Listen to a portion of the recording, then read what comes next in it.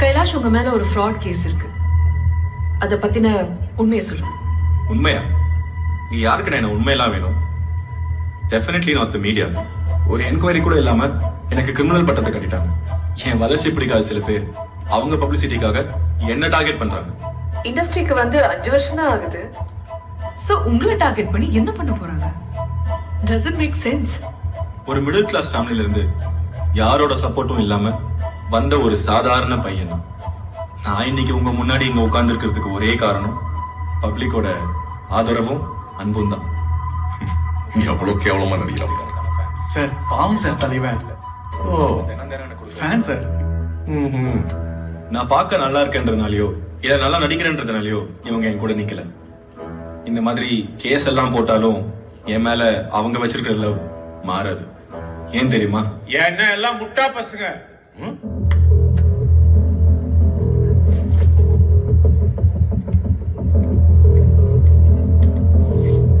மச்சான்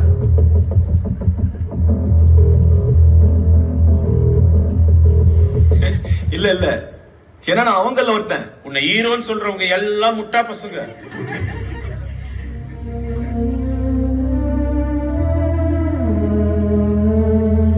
நைனா, watch this. Kailash, நீங்க தானே ஃபேன்ஸ்னு அவங்கள பார்த்து பேசுனீங்க. பதில் சொல்லுங்க Kailash. We encourage audience participation.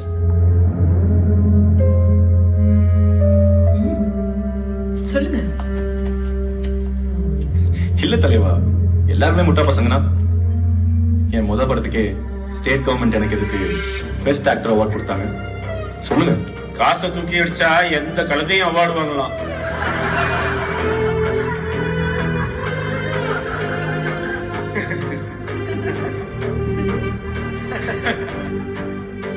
Sivaji, Nagesh, Kamal Haasan, Raghuvaran, Prakash Raj, Nassar, இவங்கெல்லாம் தான் நடிகர்கள்.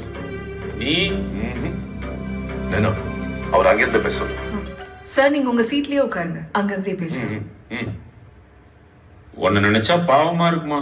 இந்த மாதிரி கேன பையெல்லாம் வச்சு ஷோ நடத்தணும்னு தலை எழுத்து. என்ன யார் இது? நிறுத்துங்க. இல்ல போதும், கெஸ்ட கூப்பிட்டு வச்சு please. Naina, request Kailash to sit down, please. அசிங்கப்படுத்துவீங்களா? ஏய், switch off the camera.